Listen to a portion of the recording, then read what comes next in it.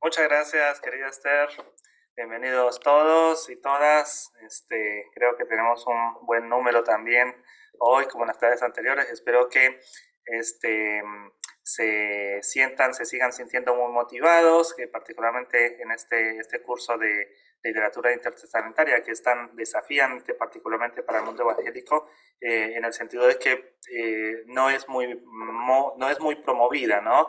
Y es una linda oportunidad de conocerla conocer este tipo de literatura en un contexto como este. Así que, bueno, vamos a empezar. Voy a compartir la pantalla y espero que se vea. Vamos a ver. Ustedes me dicen si se ve o si no se ve. Eh, Aún nada, profesor, se está cargando, dice. Bueno, a ver. Ahí sí. Bueno, perfecto, muchas gracias. Ahí ya estamos. Bueno, hoy tenemos nuestra cuarta sesión, el libro de los jubileos, ¿no? Entonces, como ven ahí, la primera clase fue una introducción general a lo que fue esta literatura eh, digamos, a la literatura, al contexto, al periodo, todo esto, ¿no?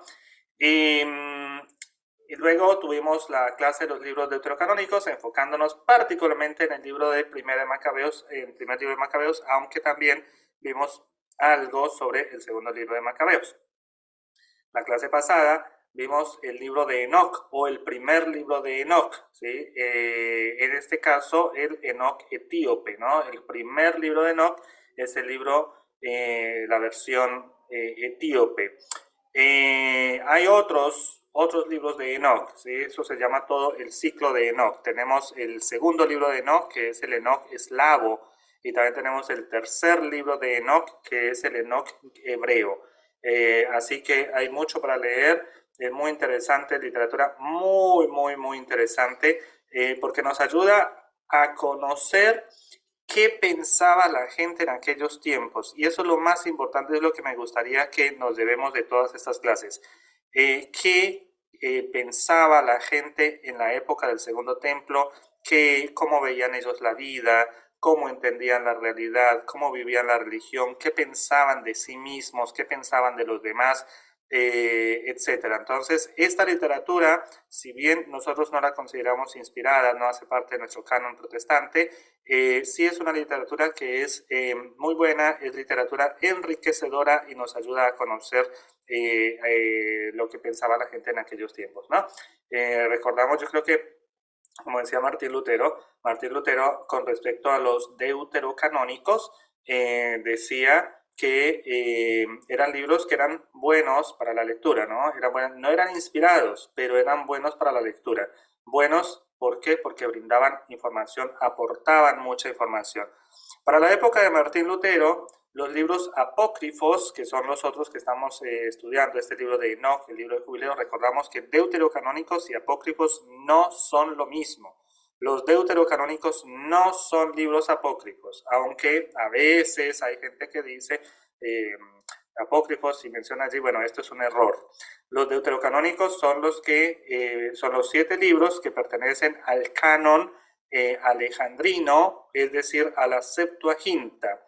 Ese es el canon, digamos, que es la base para la Biblia católica, las Biblias católicas en general. El canon protestante moderno o actual, más bien contemporáneo, se basa más bien en el canon hebreo, aunque recordamos que hasta 1826 los libros deuterocanónicos hacían parte de las Biblias protestantes todas, ¿sí? Las Biblias en inglés, francés, español, todas las Biblias las Biblias protestantes contenían los libros deuterocanónicos hasta el año 1826, es decir, casi 200 años. Bueno, entonces, estos libros apócrifos, Enoch, el libro de los jubileos, que son los dos que vamos a ver, después, al fin, la última clase la vamos a dedicar a los salmos de Salomón, que también son apócrifos, nos ayudan a entender bastante más de lo que se pensaba, ¿no? De cómo se veía. Y antes de seguir, me gustaría retomar un poco o volver a este mapita cronológico o esta línea cronológica, me gustaría que la tengamos en cuenta siempre en estas clases y bueno, por ahí ustedes cuando seguramente les pueda servir, ¿no? Yo creo que es importantísimo entender y recordar este periodo con sus diferentes épocas, porque eso nos va a ayudar a clarificar aquel gran vacío que a veces tenemos nosotros con respecto a este periodo del Segundo Templo, ¿no? Se llama periodo del Segundo Templo o periodo intertestamentario, aunque no son exactamente sinónimos, pero se sobreponen uno con el otro, ¿no? Entonces se puede dar una identificación, ¿no? Primero tenemos el periodo babilónico que arranca desde la destrucción de Jerusalén, ¿sí? Hasta, y dura más o menos unos 50 años, hasta la conquista de Persia sobre Babilonia, y allí empieza el reinado de Ciro II e inaugura el periodo persa, que es para los judíos, ¿no? Todo esto es desde el punto de vista judío, no desde el punto de vista del mundo, sino desde el punto de vista judío. Se inaugura el periodo persa, que va a ir hasta la entrada de Alejandro Magno en Jerusalén, ¿sí? Año 332. Dijimos que el periodo persa es donde las escrituras del Antiguo Testamento van llegando a su redacción final. Redacción final no significa que es composición. Quizás ya venían escribiéndose desde antes, pero allí es cuando ya se ponen los últimos acentos, los últimos puntos se ponen en este periodo persa, básicamente, ¿no? Luego vamos a tener el periodo helénico, el periodo helénico que va desde la entrada de Alejandro Magno hasta la profanación del templo, ¿sí? O básicamente, la profanación del templo ocurre en el año 169, más bien hasta el inicio de la revuelta de los macabeos, que es en el año 167. Ese es, digamos que propiamente el inicio o la finalización del periodo helénico. Recordamos que este periodo helénico es fundamental para entender toda esta literatura y para entender al pueblo de Israel en esos tiempos. Recordamos que de acuerdo a lo que nos cuentan los libros de los macabeos, el periodo helénico se caracterizó por una gran presión sobre los judíos para que abandonaran sus costumbres y para que abandonaran su religión y adoptaran la religión griega, que era la religión internacional, ¿sí? Recordamos que todo depende también desde dónde se miren las cosas. Para los judíos, para muchos judíos, pues decir judíos en general no es apropiado.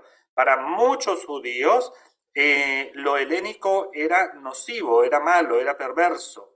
Para otros judíos, lo helénico era positivo, ¿sí? Recordamos eso. No podemos decir todos los judíos, no, para unos u otros, depende quién. Entonces, estaban los que eh, hablaban en favor de la helenización. Esta gente, los que estaban en favor de la helenización, decían sí, tenemos que actualizarnos, ¿no? Tenemos que actualizarnos, tenemos que adoptar las costumbres griegas, porque eso nos va a facilitar el movimiento por toda la ecúmene, o sea, por todo el imperio, por todo el territorio conquistado por Alejandro Magno. Entonces, estas personas van a decir, bueno, estas costumbres antiguas de la Torá, esto de la circuncisión, esto del Shabbat, esto no aporta.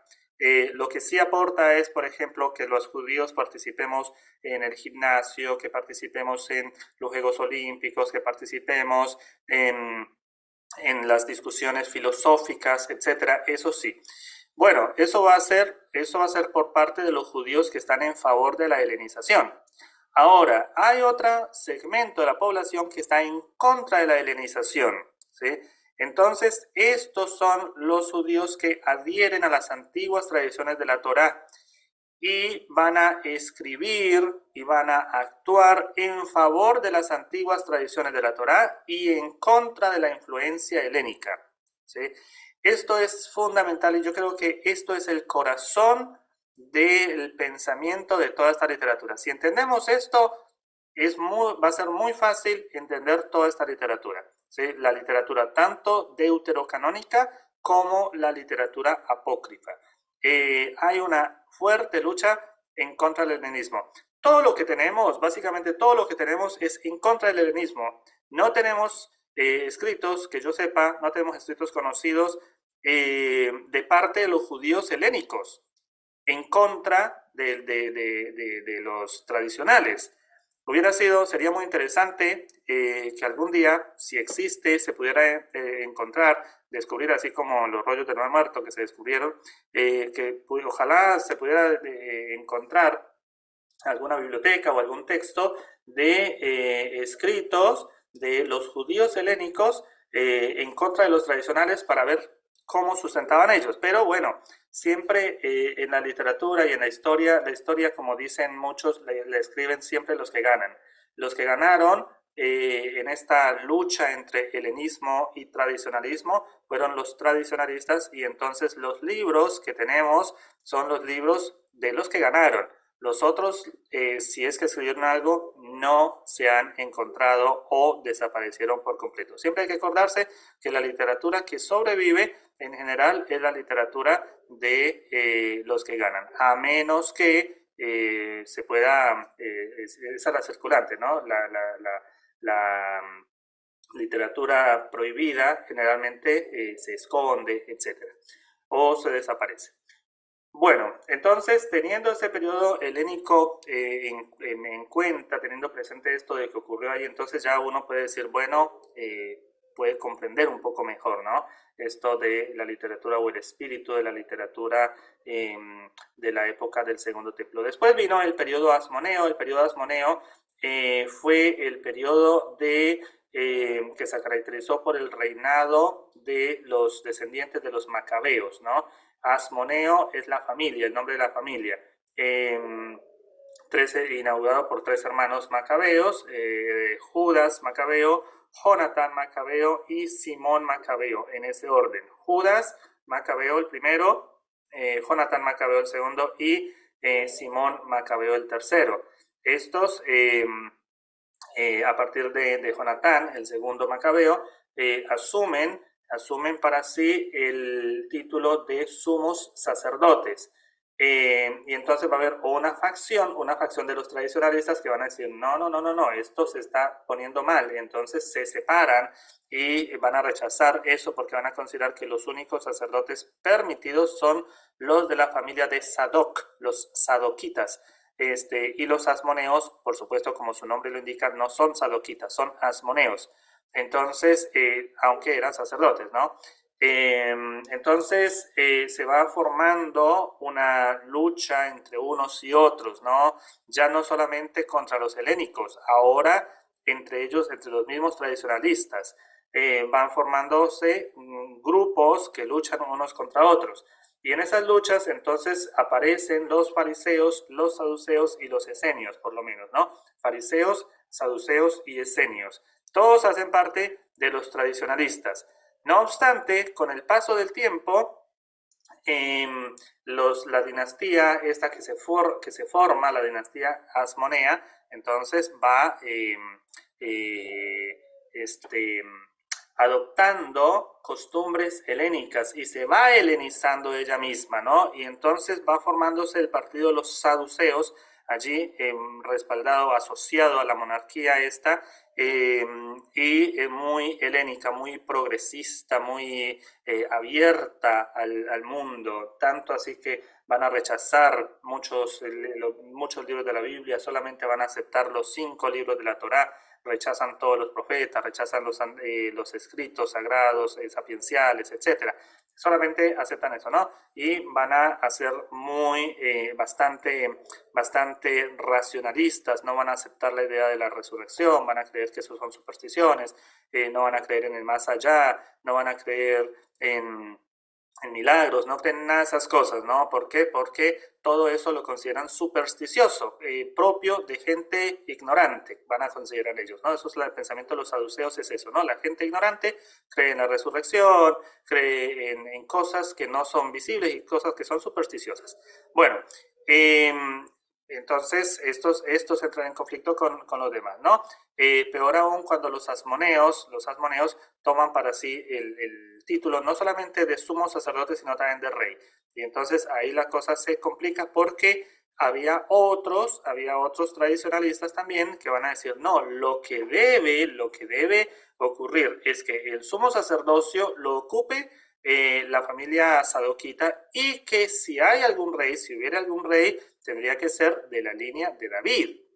Eso es lo que tiene que ser, no un asmoneo.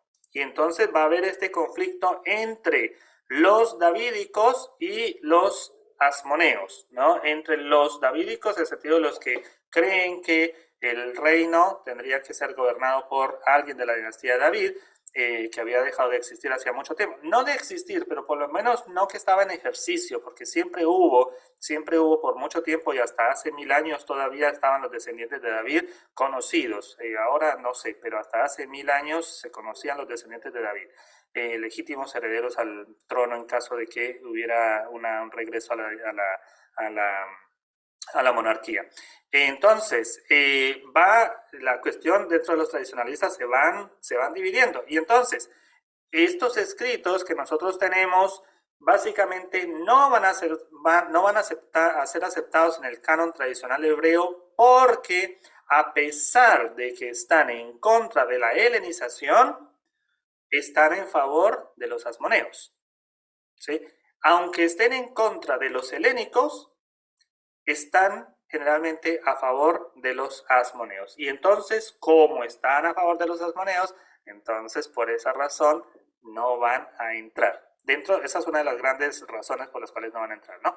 Después vino el periodo romano, después con el año 63, y después en este periodo ya no va a gobernar la dinastía asmonea, sino una tercera dinastía. A falta de dos, hay una tercera, la dinastía herodiana, ¿no? Que empieza con Herodes el Grande y termina con Herodes Agripa II, que es el hermano de Berenice, que los encontramos en el libro de Hechos.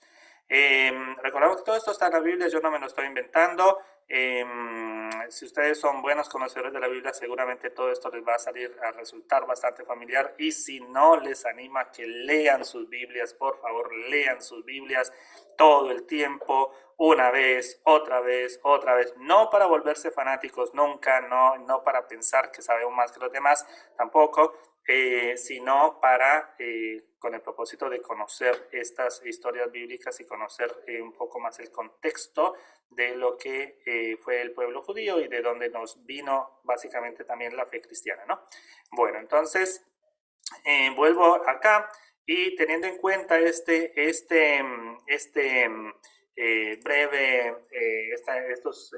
breve memoria de las clases anteriores, entonces vamos a arrancar con el libro de los jubileos, ¿no? Teniendo en cuenta esto, que el libro de los jubileos es libro apócrifo, no es deuterocanónico, y hace parte de los escritos tradicionalistas de Israel. Es decir, es un libro que está totalmente en contra de la helenización.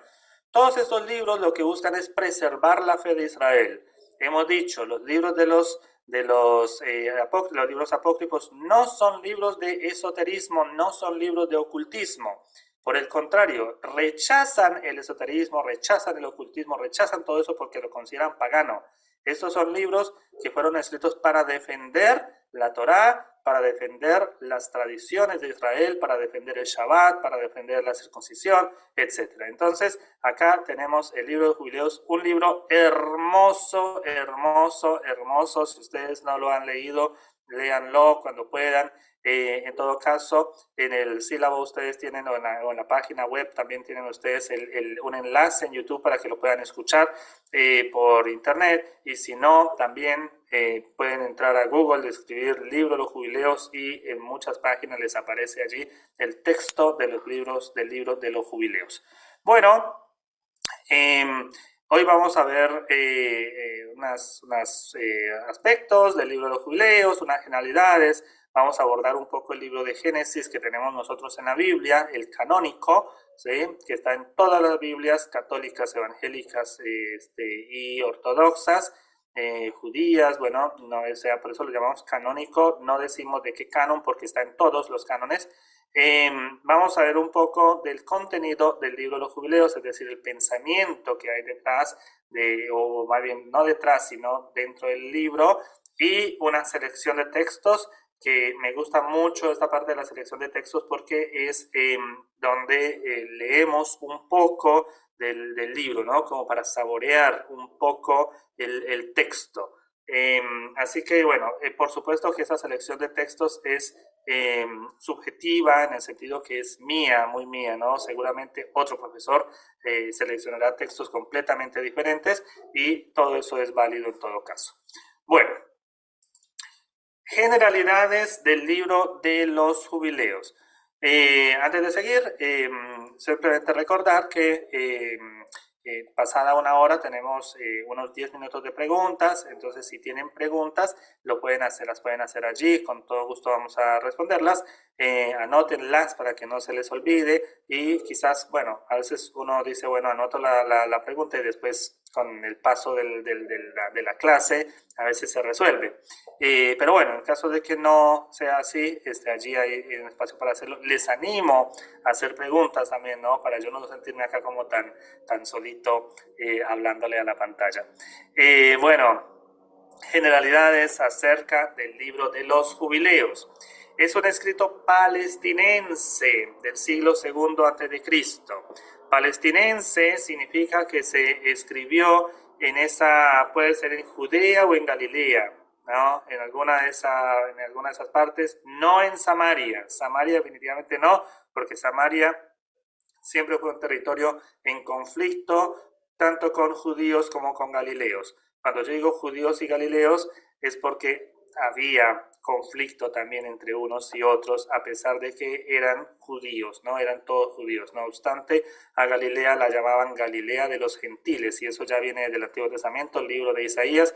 En Jerusalén no les gustaba a la gente de Galilea, no obstante, recibían todos los diezmos y todas las ofrendas y contribuciones que venían de Galilea, eso sí, estaban bienvenidas, pero la gente no la veían muy bien, que digamos, porque Judea era, y Jerusalén era la capital, era donde estaba todo muy bien organizado, y los otros estaban por allá como muy alejados, ¿no? Entonces, esto que decimos escrito palestinense es que fue escrito por allí, quizás en Jerusalén haya sido escrito este libro, o cerca de Jerusalén, pero definitivamente no por fuera del territorio de Israel, como si habría sido escrito, por ejemplo, quizás el libro eclesiástico, ¿no? Quizás, o algunos otros, que bueno, ustedes podrán ir conociendo. Pero esto es importante porque si se escribe dentro de Jerusalén o dentro de Palestina, la tierra de Palestina, como se le ha llamado hasta hace un tiempo, si se escribe allí es porque va a contener básicamente el pensamiento de la gente que vive en ese sector, ¿no? Si se escribe en la diáspora, entonces el libro mostraría mucho del pensamiento de la diáspora, pero este libro no muestra pensamiento de diáspora, así que se entiende que fue escrito en la tierra de Israel. Igual que el libro de Enoch, o el primer libro de Enoch, del cual hablamos la clase pasada, este libro hace parte del canon de la Iglesia Ortodoxa Etíope también, ¿no? Hace parte del canon de la Iglesia Ortodoxa Etíope. Eso significa que es considerado inspirado por la Iglesia Ortodoxa de Etiopía. Eso significa que es usado en la liturgia, porque todos los libros que sean canónicos son usados en la liturgia, es decir, para las lecturas de los domingos, y no solamente las lecciones de los domingos, sino para los estudios bíblicos que hagan las respectivas iglesias, ¿no? Entonces, por ejemplo, si algún día vamos a una iglesia ortodoxa etíope, seguramente vamos a encontrar un estudio bíblico del libro de los jubileos, ¿no? Cosa que no tendría por qué asustarnos ni nada, porque no es un libro malo, no es un libro de brujería ni nada de esas cosas, ¿no? Son libros del antiguo Israel que defendían la Torá. También fue encontrado en Qumran, ¿sí? También fue encontrado en Qumran. Esto es importante. En la época de Martín Lutero no había acceso a los libros apócrifos porque no estaban en Occidente, ¿sí? No estaban en Occidente. Entonces, por eso cuando Martín Lutero habla de los deuterocanónicos, habla solamente de ellos. No habla de los apócrifos sencillamente porque no estaban disponibles. Se sabían que existían, pero no se sabía ni dónde. Pensaban que habían desaparecido o estarían en algún lugar, pero no estaban disponibles. Entonces, por eso no tenemos nada de Martín Lutero con respecto a los apócrifos, ni en favor ni en contra. Se trata de un texto apocalíptico. Ya dijimos que un texto apocalíptico, los textos apocalípticos son aquellos textos que vienen como una revelación, ¿sí? De hecho, eso significa la palabra apocalipsis, revelación. Apocalipsis no significa fin del mundo, de ninguna manera. A veces uno escucha por ahí, no sé, fue eso una película apocalíptica, no sé, pues, no, nada que ver, porque la Apocalipsis no habla del fin del mundo. Los apocalipsis, la palabra apocalipsis habla de revelación. Entonces, los textos bíblicos que tienen que ver con revelaciones, es decir, que Dios reveló algo, por ejemplo, algunos pasajes del libro de Ezequiel, por ejemplo, algunos pasajes del libro de Daniel, por ejemplo, algunos pasajes del capítulo 13 del Evangelio de Marcos, el mismo libro de Apocalipsis completo, algunos textos, versículos de las cartas de Pedro, etc. Entonces, todos esos son textos apocalípticos, ¿sí? Que tienen que ver con revelación. Otra de las cosas, de las características de la apocalíptica, es que su contenido es altamente simbólico, con lo cual de ninguna manera puede leerse de manera literal. Es un error leer los libros apocalípticos de manera literal. Por eso, para leer apocalíptica es siempre bueno hacerlo juntamente con otras personas que entiendan la simbología bíblica. Una persona que no entienda Biblia, que no entienda simbología bíblica, quizás pueda caer en errores al leer los libros apocalípticos de la Biblia o cualquier otro apocalipsis, porque ahí es necesario entender bastante la cuestión de los símbolos, la simbología en la Biblia. Bueno, el autor parece ser un sacerdote anónimo. Tiene el libro maneja, como mencioné, un fuerte contenido anti-helenizante. Está en contra de la influencia de los griegos, en contra de, por ejemplo, los Juegos Olímpicos, en contra de la filosofía griega, en contra de poner imágenes a los dioses en todas partes, etc. Por el contrario, va a proponer otras cosas, ¿no? Es decir, que el judío tiene que mantenerse observando la Torá, guardando el Shabbat, guardando la circuncisión. Recordamos que en la época previa a la de los macabeos, se prohibió en Israel por parte de los seleucidas todas las prácticas judías, particularmente el Shabbat y la circuncisión. Y esto fue avalado por los mismos judíos helenizantes, ¿no? Uno de los cuales es Jasón, o fue Jasón el sumo sacerdote, un sumo sacerdote, ¿no? Que lo mencionamos en la clase pasada, que destrona a su hermano Onías III, que representaba a la línea sadoquita, por supuesto, un sacerdote legítimo que adhería a la tradición. Sin embargo, su hermano, que también era sadoquita, no adhería a la tradición, estaba en favor del helenismo, y él mismo va a hacer una campaña helenizante dentro de Israel para que los judíos abandonen la Torá y adopten el helenismo y que de esta manera obtengan los beneficios del imperio. Bueno, el libro de Jubileos va a hablar en contra de todo eso. Su contenido avala al libro primero de Enoch, el contenido del libro de los Jubileos. Por eso se entiende que este libro fue escrito por lo menos después de por lo menos uno de los escritos del libro de Enoch, ¿no? Recordamos que el libro de Enoch tiene 5 libros adentro, ¿sí? Uno de ellos, el libro de los vigilantes, el primero de ellos. Bueno, este libro de Jubileos avala a estos escritos de Enoch.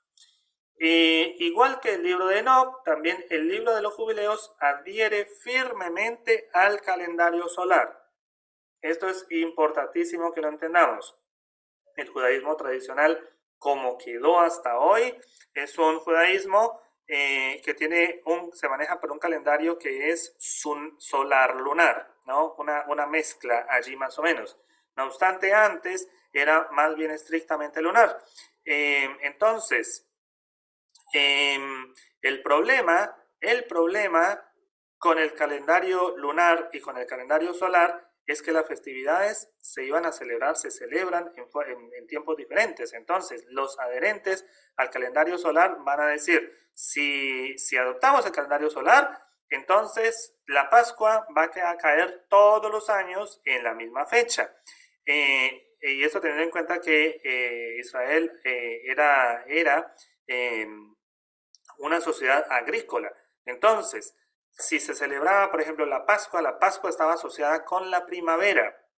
Si la Pascua se regía por el calendario lunar, se iba a comenzar a correr y a correr y a correr y a correr, y llegaría el momento en que la Pascua cayera en otra época que no fuera la primavera, quizás en verano, quizás en otoño, etc. Y entonces pierde el sentido, porque la Pascua es una fiesta asociada con la primavera. Después de Pascua va a venir Pentecostés. Pentecostés es la fiesta de las semanas, ¿no? Entonces van a decir, bueno, los judíos van a decir, entonces, si seguimos el calendario lunar, Pentecostés se va a ir corriendo juntamente con la Pascua, y entonces eso va a perder el sentido, porque si es la fiesta de las cosechas van a celebrarse en época en que no llegan cosechas. Y entonces era todo una complicación. Entonces,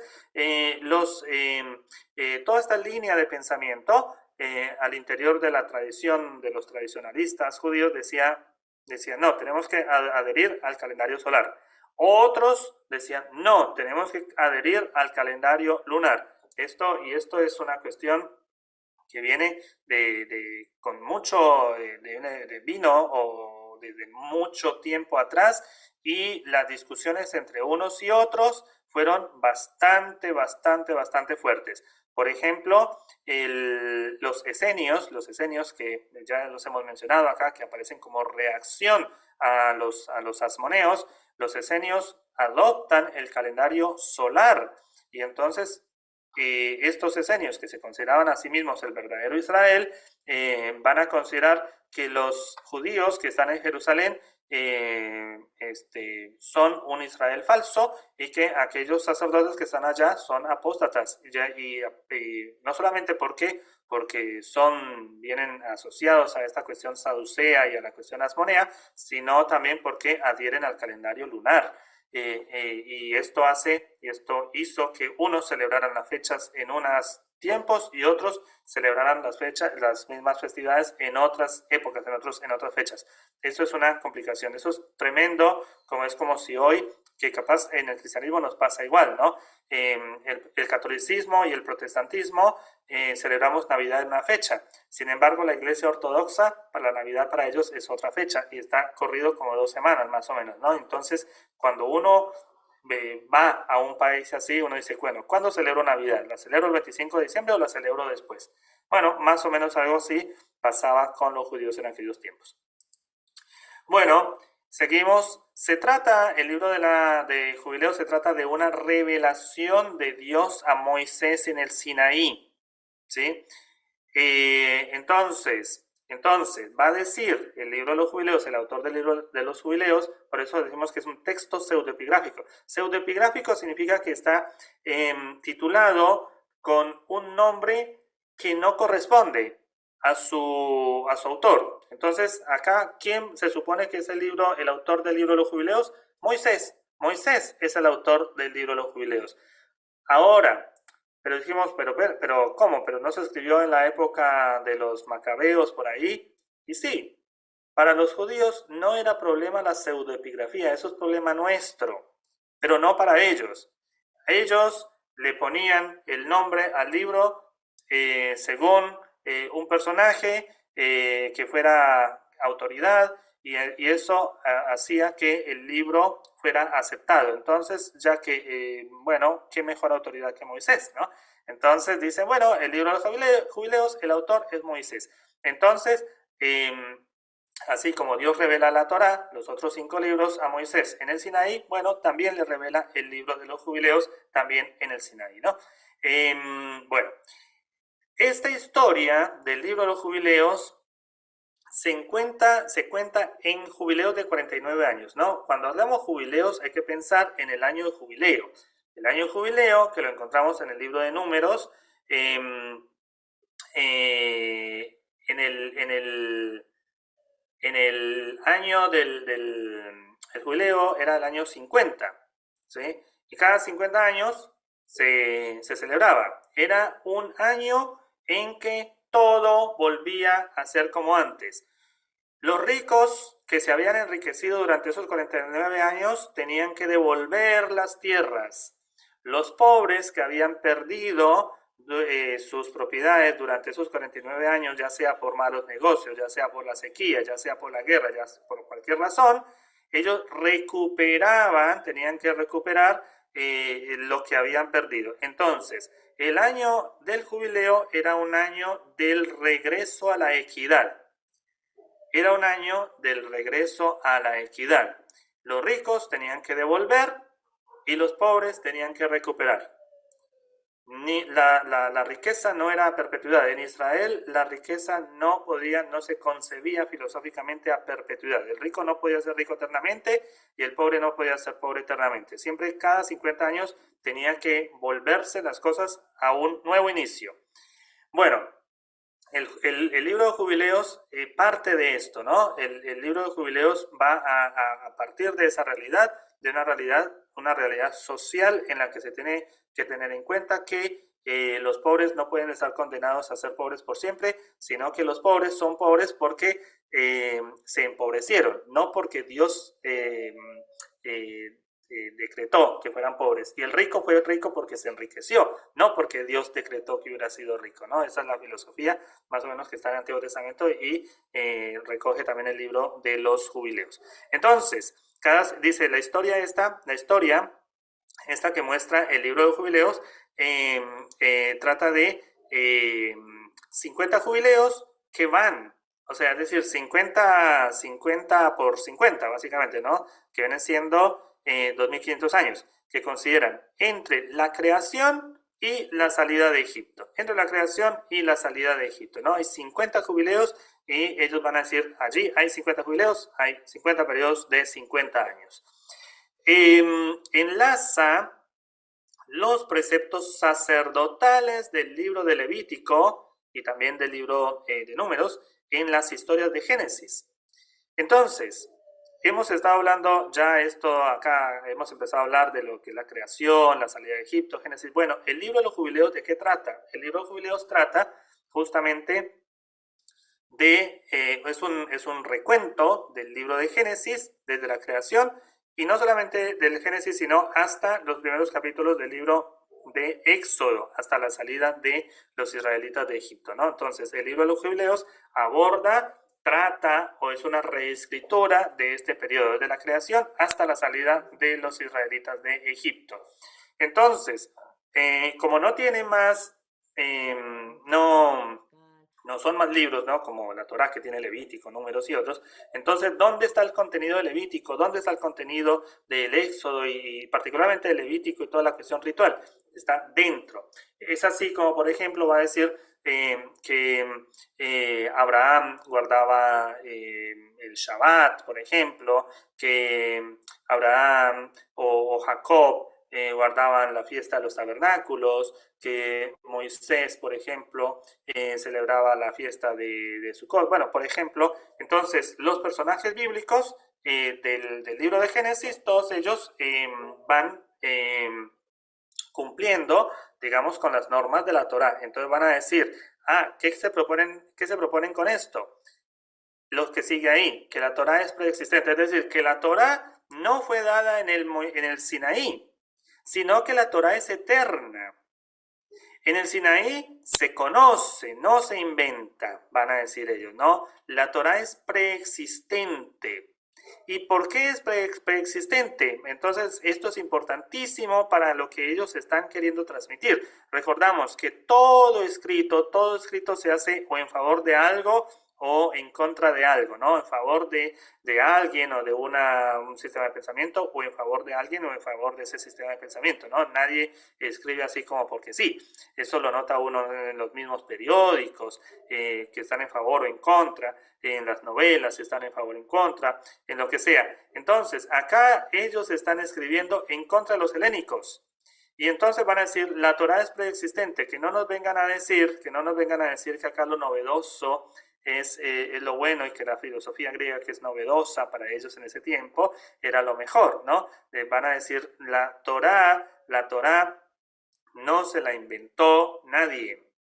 La Torá vino de Dios mismo, van a decir, y desde el principio la Torá se está cumpliendo. No es que la Torá empezó a cumplirse desde el Sinaí en adelante.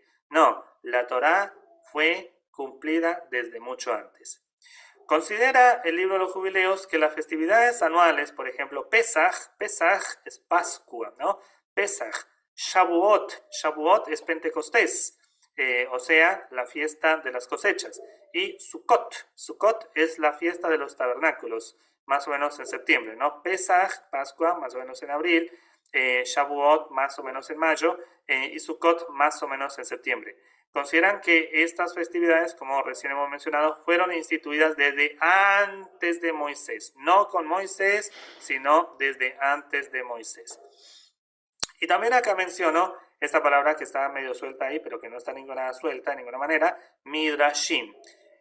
Hemos mencionado que el Midrash es un método exegético judío antiguo, según el cual, por ejemplo, se creaban historias para rellenar huecos en los relatos. Entonces, por ejemplo, en los relatos bíblicos, por ejemplo, de Abraham tenemos información bíblica a partir de los 75 años en adelante. Entonces, ¿qué pasó antes? ¿Qué pasó con la juventud de Abraham? ¿Qué pasó con su niñez? ¿Dónde vivía? ¿Su familia? ¿Por qué cómo es que salió de Ur de los Caldeos? ¿No? Porque el llamamiento de Abraham, según el libro de Génesis, ocurre en Harán. No obstante, Abraham sale de Ur de los Caldeos. ¿Por qué se fue de Ur a Harán? Y entonces comienzan a rellenar, ¿no? Y crean historias inspiracionales. No se trata acá de que esto es verdad o mentira. Esto no es profesional, no es bueno que uno diga, porque eso no está en la Biblia, es mentira. No, eso no corresponde a gente que estamos estudiando estas cosas. No, eso no va así. Hay que entender cuáles eran los métodos de estudio de los judíos antiguos, ¿no? Entonces, por ejemplo, crean los midrashim para rellenar esas historias inspiracionales. ¿Son mentiras? No, no son mentiras, de ninguna manera son mentiras. Son historias de midrash, se llaman así. Historias son midrashim.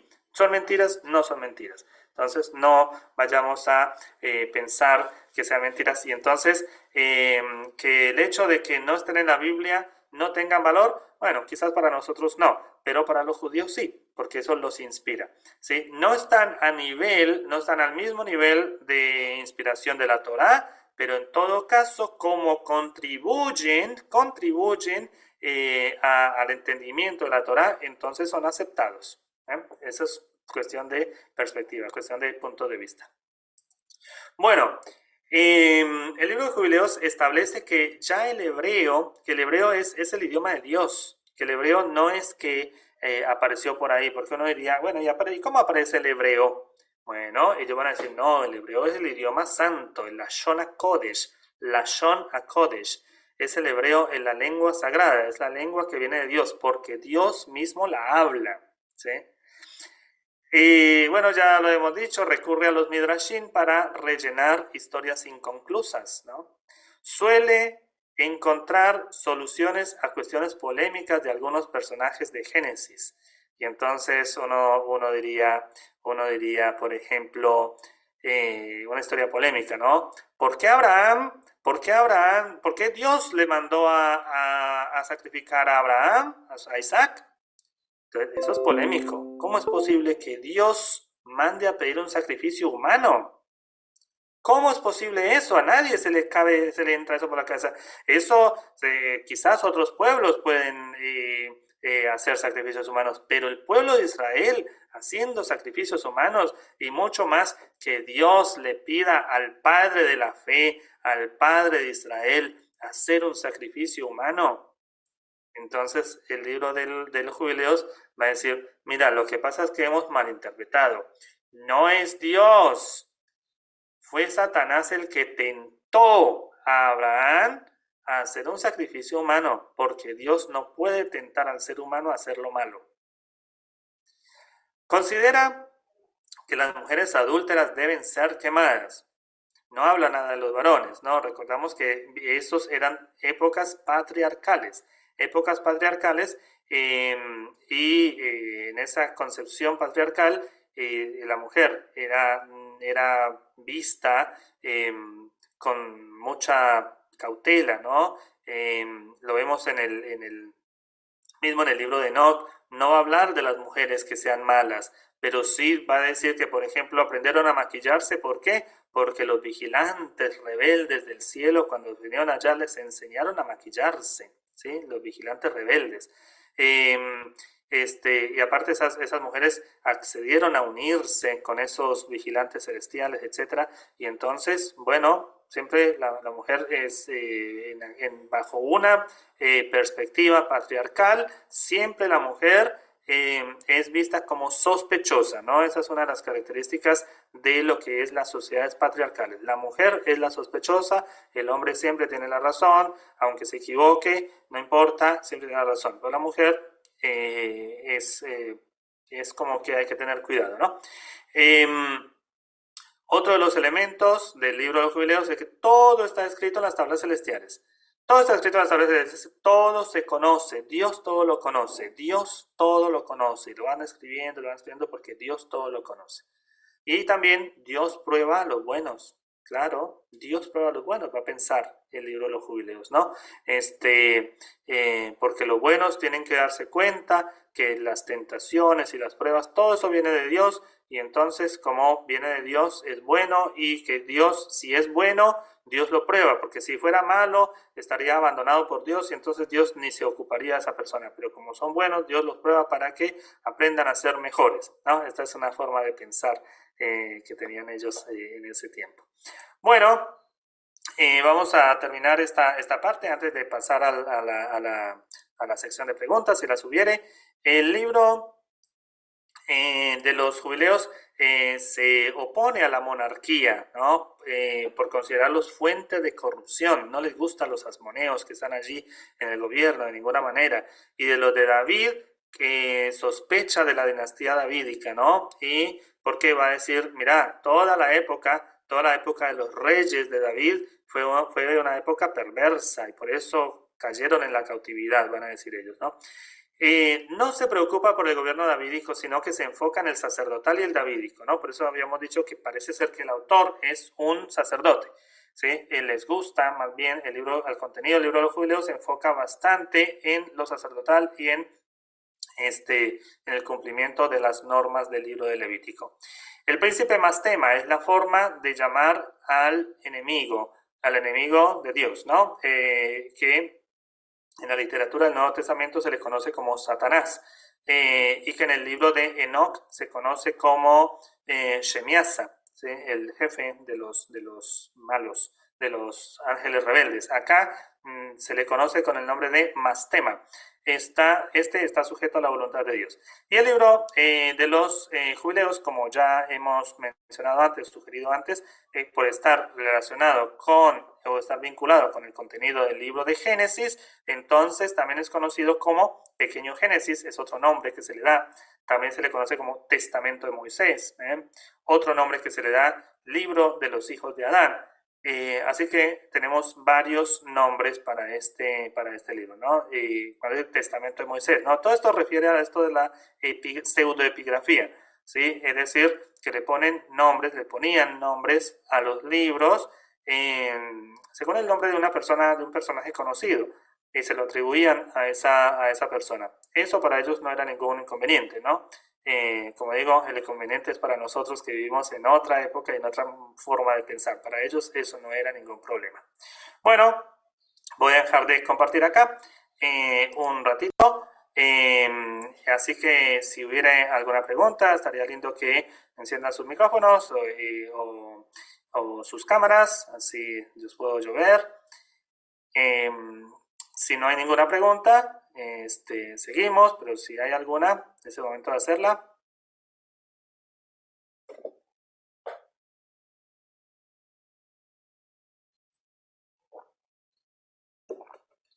Bueno, vamos a continuar con el contenido. Entonces, nuestro libro de Génesis canónico tiene estas, ¿cómo se llama? Estas secciones.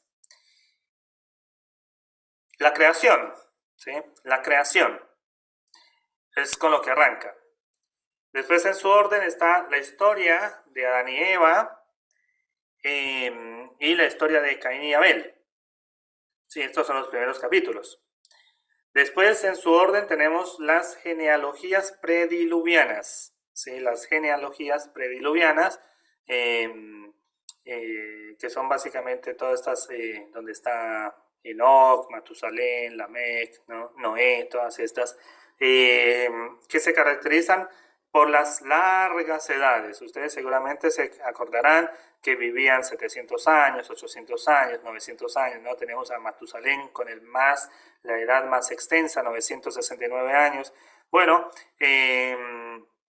después tenemos una sección cortita entre el capítulo, estas genealogías prediluvianas están en el capítulo 5. Y en el capítulo 6 tenemos la historia de Noé y su familia y el diluvio, ¿no? Pero en el intermedio tenemos el descenso de los ángeles, y después vienen las genealogías postdiluvianas. Bueno, tenemos una pregunta de José Luis. José Luis, adelante. Antes de seguir, ya que estás con una preguntita, así interactuamos un poco, puedes habilitar tu micrófono, perdón.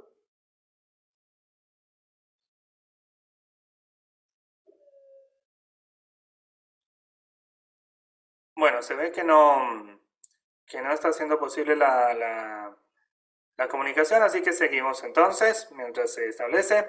Y después de Noé y su familia, tenemos las genealogías postdiluvianas, ¿sí? Que vienen siendo las de Sem, Cam y Jafet, ¿sí?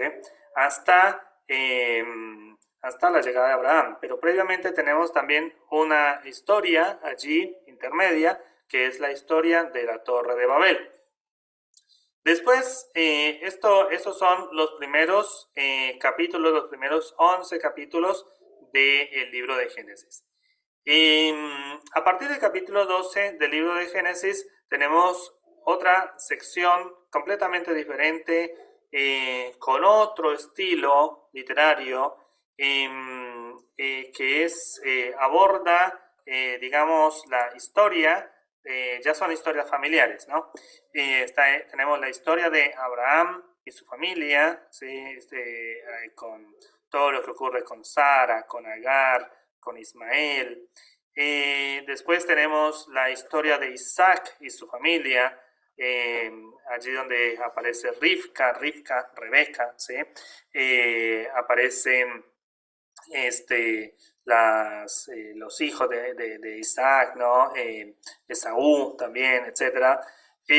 Luego viene la historia de Jacob y su familia, con las esposas, primero cuando estuvo por allá en Harán, con Labán, con sus 4 esposas, se fue por una esposa y terminó con 4, con sus hijos, con los 12 hijos de Jacob, con todo lo que ocurrió, con los negocios que hicieron para deshacerse de José, por ejemplo. Tenemos la historia de Judá, también la historia de Judá y Tamar. Y el libro va terminando con la historia de José en Egipto, ¿sí? Con la esposa allí que le dio el faraón, y con los hijos de José, y con el descenso de Jacob a Egipto, etc. Entonces, allí seguramente ustedes esto ya lo conocen bastante bien, así que eso está bueno. Eso está bueno porque ayudará a entender el libro de los jubileos, porque el libro de jubileos, como dije, va a ser un midrash, ¿no? Una historia midrashica del libro del Génesis. Bueno, esto es importante, es bueno que lo conozcamos, porque de eso se va a tratar el libro de los jubileos, básicamente de todas estas historias acá. Bueno, ¿de qué va a hablar el libro de los jubileos entonces? Como dije, el contenido que sigue es el mismo del libro de Génesis, por eso se le llama pequeño Génesis. No significa que pequeño Génesis no significa que es más corto que Génesis. No, pequeño Génesis se le llama así para identificarlo del libro de Génesis y no ponerlo al mismo nivel, sino que es Génesis pero más chiquito, es decir, de menor nivel o de menor inspiración, porque claro, no se puede competir con un libro que ya esté en la Torá, ¿sí? Esos libros son lo máximo. Entonces, cualquier cosa, pensaban ellos, cualquier cosa que se escriba es siempre inferior, ¿no? Siempre inferior, por más parecida que sea. Bueno, entonces, ¿qué va a decir? El Shabbat fue guardado por Dios mismo, ¿no? Esto es el punto de partida. El Shabbat fue guardado por Dios mismo. Y claro, en el libro de Génesis, el primer capítulo, cuando nos habla del séptimo día, ¿no? Se dice que en el séptimo día Dios descansó, pero no dice más nada. Dios no dice más nada. Ninguna otra parte dice que Dios descansó. No obstante, el libro de Jubileos entonces va a enfatizar en esta cuestión del descanso de Dios. Dios guarda el Shabbat y los ángeles guardan el Shabbat. Tanto así que, por ejemplo, en la tradición judía, en el Shabbat, no se hacen peticiones en las oraciones. En el Shabbat, justamente hoy es Shabbat, el Shabbat empieza viernes a la tarde, viernes a la tardecita. En el Shabbat, durante el Shabbat, no se le hacen peticiones a Dios porque Dios no trabaja en Shabbat, ¿sí? Si Dios no trabaja en Shabbat, el pueblo no debe trabajar en Shabbat. Eso es importante, ¿no? Es muy interesante cómo entienden los judíos esto de la divinidad, ¿no? Cómo actúa Dios y cómo, en consecuencia, cómo actúa el pueblo. Bueno, dice el libro de Jubileos, recordamos que hay mucho de Midrash aquí. Cuando hablamos otra vez de Midrash, no podemos pensar que es algo falso o que es algo de mentira. No, que no es ni falso ni es mentira, es Midrash. Adán y Eva fueron creados en Elda, ¿sí? Una región, van a decir ellos, la región de Elda. Y desde allí fueron llevados al paraíso. Bueno, y entonces uno dice, ¿pero cómo? Claro, si uno lee muy minuciosamente, el texto bíblico parece que da la sensación de eso, si uno ve el capítulo 2 de Génesis. El capítulo 2 de Génesis, ¿qué dice? Dice que en el relato del Génesis del capítulo 2, ¿no? Dice que Dios lo creó a Adán del polvo de la tierra y que era como un lugar seguramente medio desértico y desértico, como con mucha neblina, seguramente lugares húmedo, no había vegetación, desértico pero húmedo, ¿no? Sin vegetación, como pantanoso pero sin vegetación. Y allí crea un ser humano que lo llama Adán, y entonces dice que lo puso en Edén. Después lo puso en Edén. Entonces, ¿qué parece ser? Que lo crea desde fuera del Edén, en un lugar así, y que después lo lleva al Edén. Al Edén no, tampoco al Edén. Lo lleva al jardín del Edén. Porque Edén sería como una ciudad, ¿no? Y el jardín del Edén, hay que pensar que esto es medio, hay que pensar en esto como eh, como eran las costumbres babilónicas, ¿no? Las costumbres babilónicas era que habían ciudades y las ciudades tenían sus jardines, ¿sí? Entonces, más o menos así. Por eso se llama el jardín del Edén, o sea, el jardín de la ciudad de Edén o el jardín de la población Edén. Entonces, Dios crea a Adán y lo lleva para allá, ¿no? Bueno, el libro de Jubileos va a decir, bueno, evidentemente fue así, y Dios creó a Adán y Eva en una parte que se llamaba Elda y recién después de allí fueron llevados al paraíso. Adán a los 40 días y Eva a los 80 días. ¿Y por qué? ¿Por qué 40 días y 80 días? Ah, porque según el libro del Levítico, cuando el varón nace, tienen que pasar 40 días de purificación. Pero si lo que nace es una niña, tienen que pasar 80 días de purificación, ¿no? Levítico capítulo 11, creo. Entonces, Adán fue creado y a los 40 días de creado, después de haber pasado su purificación, es llevado al Edén, porque no puede entrar allí impuro. Eva, a los 80 días después de ser creada, ¿no? Porque tampoco puede llevar allí impura. Otro elemento que encontramos allí de los Midrashim del libro de los Jubileos, el día que Adán y Eva pecaron, todos los animales perdieron su capacidad de hablar y también fueron expulsados del paraíso. Y entonces uno dice, ¿cómo que podían hablar? Y dice, y claro, la serpiente no habló milagrosamente.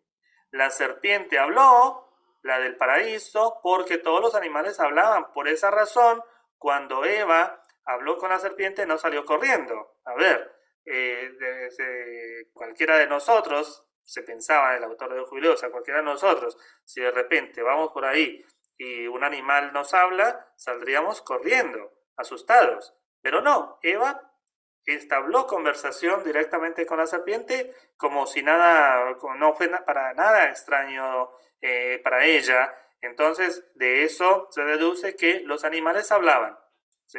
Va a pensar el autor del libro de los Jubileos. Entonces, el autor o los autores, ¿no? Siempre hay que pensar en esa posibilidad.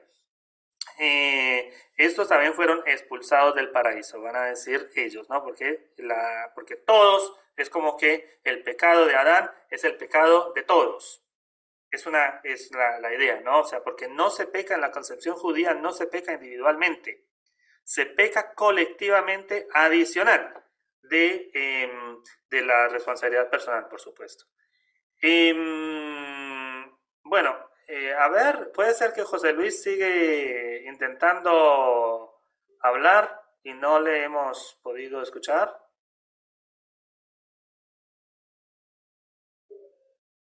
Si es así, adelante, hermano. Hola, Sí, buenas tardes. ¿me escuchan? Activa la camarita, por favor, puede ser. Sí se Pasa que puede. estoy con un teléfono. Bueno, adelante. Profesor, una consulta, bueno, dos consultas, ya que habló ahora respecto de que se pensaba de que en Edén, pues los animales tenían la capacidad de hablar. Cuando la asna le habla a Balak, Abraham. bueno, vemos ahí, perdón, a Balaam, vemos ahí que al menos en el relato, que no hay una sorpresa mayúscula, por decirlo de alguna manera, respecto de Balaam, sino que hasta tiene un intercambio verbal con la asna, ¿verdad? Porque hay una conversación ahí. No sé, de repente ellos todavía entendían que los animales, bueno, no había pasado mucho tiempo, no sé, o no sé qué tiempo, pero todavía de repente de alguna manera confirma que sí, efectivamente ellos creían que los animales habían perdido esa capacidad de hablar, pero que en un principio la tuvieron.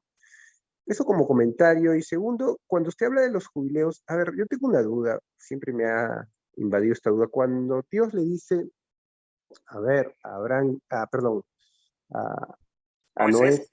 a Noé que no contenderá su alma para siempre, los años del hombre serán 120. En algunas versiones o por ahí en algunos comentarios escuché que es la palabra jover, no 120 años, sino 120 jubileos. ¿Usted tiene alguna información respecto de eso? ¿Sabe algo de eso? Bueno, si es que lo supiera, si no, no hay problema, ¿verdad? Bueno, eso era Bueno, todo, profesor. está bien, gracias, Gracias. José Luis. Bueno, con respecto a lo primero el relato del asna es más bien un relato, eh, un relato que tiene que ver con la ironía, ¿no? Porque el relato lo que está buscando es mostrar que Balaam se había como enceguecido y había perdido toda noción, tanto que resultó hablando con un asna sin darse cuenta, y Balaam no se percata, no se da cuenta que está hablando con un animal. Pero más aún, resulta ser que el animal ve a Dios y Balaam no. Entonces, el texto lo que está queriendo mostrar es que el enceguecimiento de Balaam era tal que era inclusive inferior al de un animal. Un animal podría ver a Dios, podía discernir que era la presencia de Dios, mientras que Balaam estaba tan enceguecido con la propuesta de Balac que había perdido de vista toda sensibilidad con respecto a Dios. Más o menos esta es la idea que va en el texto de Balaam. Y después la historia tendría que ver el texto hebreo, que la verdad que no lo he mirado, el de los 120 años, pero por ahí para la siguiente clase lo puedo traer y responder. Pero está bueno vincular esto de los 120 años justamente con esta cuestión también judía. Hay que entender mucho el pensamiento judío, porque al fin y al cabo los textos bíblicos son textos judíos, ¿no? El Salmo 90 va a hablar de esta discusión de que cuánto es la edad de los humanos, ¿no? Y entonces va a decir de 70 años hasta los más robustos, 80 años. Y a ese salmo se le llama Salmo de Moisés. Salmo de Moisés. Es como si Moisés se estuviera quejando, decir, mira, qué poca vida tenemos. Sin embargo, el texto bíblico nos va a decir que Moisés vive 120 años. Entonces, porque como Moisés vive 120 años y Moisés es el máximo profeta, como Moisés vive 120 años y Moisés es el mayor profeta de todos los tiempos, según el judaísmo, entonces la edad máxima va a ser 120 y no más, porque no se puede superar la edad del máximo profeta. ¿Sí? Así que bueno, esa sería, digamos, la interpretación de la cuestión de los 120 años. Y todo esto de la edad de Moisés y lo del Salmo 90, etcétera, etcétera. Bueno, seguimos. Dios los cubrió con pieles. Y acá esto es muy importante. Yo marqué acá, ustedes se preguntarán por qué está con azul. Estos que están con azul tienen que ver directamente con el pensamiento antihelénico. Vuelvo otra vez al primero de arriba. El Shabbat fue guardado por Dios mismo. Porque los judíos helénicos decían no hay que guardar el Shabbat. ¿Sí? Y entonces, por ponían en duda a los tradicionalistas. Y entonces los tradicionalistas decían que guardamos o no guardamos el Shabbat. Entonces el libro judío debe decir, hay que guardarlo porque el Shabbat fue guardado por Dios mismo. Ahora, este segundo texto en azul, Dios los cubrió con pieles a Adán y Eva para distinguirlos de los animales. ¿Y qué tiene que ver esto con el helenismo? Porque en el helenismo estaban los Juegos Olímpicos y los varones salían completamente desnudos y se exaltaba también el cuerpo físico, particularmente el cuerpo masculino, y no se usaba ropa de ningún tipo para los juegos. En cambio, y eso es muy contrario, pensaban ellos, muy contrario a la idea bíblica. Entonces, cuando los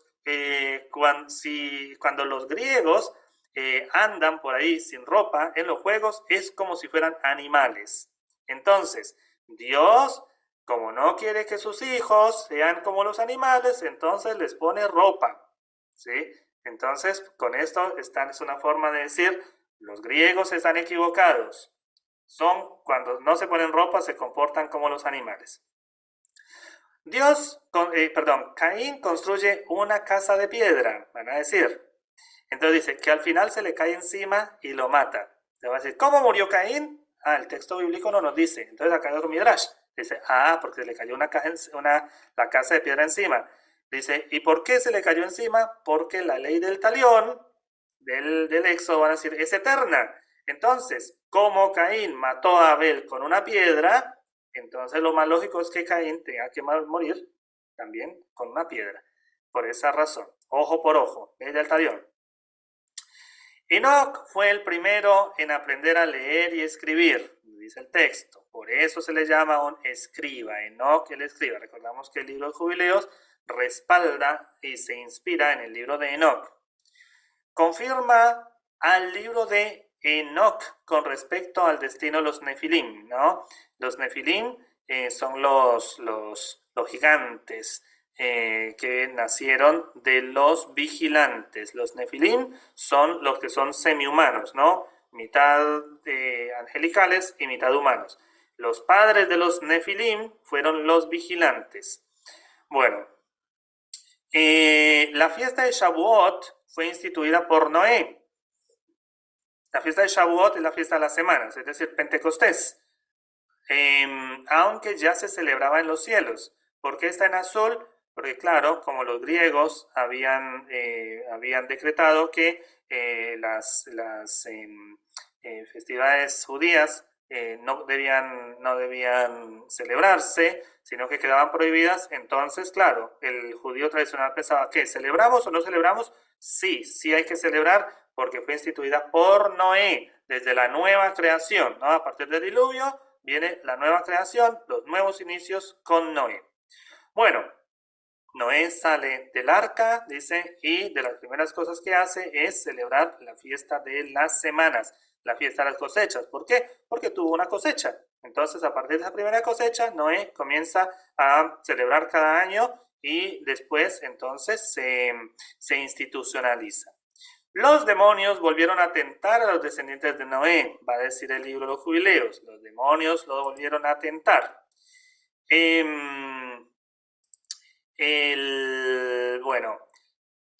Después dice, Abraham se volvió famoso por terminar con una plaga de cuervos. ¿Cómo es que llegó Abraham a ser famoso? Bueno, porque Abraham era una persona muy inteligente. Por eso es el padre de Israel, una persona muy inteligente, conocida en Ur de los Caldeos. Y entonces allí acaba con una plaga de cuervos y entonces la gente lo va a reconocer. Dios se le reveló a Abraham y hablaban en hebreo. ¿Por qué? Porque Dios habla hebreo. ¿Y por qué está en azul esto? Porque los griegos van a decir, el mejor idioma para comunicarse es el idioma griego. Ustedes no hace falta que se comuniquen en hebreo, para eso está el griego, decían los helenizantes, los helénicos.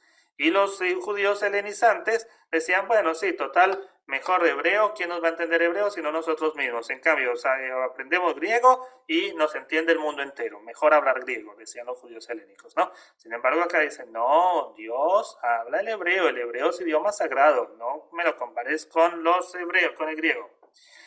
Al hablar de la circuncisión de Abraham, dice que los ángeles son circuncidados. Claro. ¿Por qué? Pues la circuncisión fue prohibida por los griegos en ese tiempo. Recordamos que en los tiempos aquellos de los seleucidas se prohibieron, como dije, como he venido diciendo, se prohibieron las prácticas judías. Entonces escriben esto, decir, no, hay que seguir circuncidándose, porque hasta los mismos ángeles son circuncidados, van a decir el libro de los Jubileos. Abraham fue el primero en celebrar la festividad de Sukkot. ¿Sí? Recordamos, Sukkot es la fiesta de los tabernáculos. ¿Sí? Dijimos antes que Noé fue el primero en celebrar la fiesta de Shavuot, o sea, la fiesta de las semanas, la fiesta de las cosechas, Pentecostés. Abraham, por el contrario, o posteriormente fue el primero en celebrar la festividad de Sukkot. ¿Por qué? Porque es la de las cabañas. ¿Por qué razón? Porque Abraham cuando llegó a Canaán, iba de un lugar a otro, con su tienda, y la ponía acá, la ponía allá, con su tienda, su tabernáculo, ¿no? Lo ponía de un lado a otro. Entonces, él va a ser el primero que celebre la fiesta de Sukkot, va a decir. Es decir, esto no se lo inventó Moisés en el Sinaí, sino que ya viene de antes. El príncipe Mastema, que es el Satanás, si se quiere así, del libro de Jubileos, dice, fue el que desafió a Dios a probar a Abraham, como en el caso de Job, ¿no? Conocían la historia de Job ellos, entonces dice, mira, allí Abraham tienta a Dios o prueba a Dios para que Dios le mande cosas a Job. Bueno, igualmente acá ocurre con Abraham. En sueños, Dios instituye a Leví como sacerdote, va a decir el libro de Jubileos, es decir, Leví, ya desde estando en su casa, en la casa de su papá, en la casa de Jacob, allí Dios se le apareció en sueños y lo instituyó como sacerdote para que nadie dude del sacerdocio levítico. Con Jacob se instituyó el Yom Kippur, cuando José fue vendido por los hermanos. El Yom Kippur, la fiesta no es ninguna fiesta. Yom Kippur es el día del arrepentimiento, Yom Kippurim. Sí, es el día del arrepentimiento que está más o menos en septiembre, finales de agosto, principio de septiembre, después del Año Nuevo Judío. A partir de la historia de Esaú, quedan prohibidos los matrimonios mixtos con extranjeros, ¿no? ¿Por qué razón? Hay un versículo que dice que Esaú se casó con unas mujeres cananeas y que estas fueron un gran dolor de cabeza para Rebeca. Entonces, a partir de ahí, por supuesto, dicen, no puede haber en Israel, no pueden haber matrimonios mixtos con extranjeros, porque eso van a ser un gran dolor de cabeza para nosotros.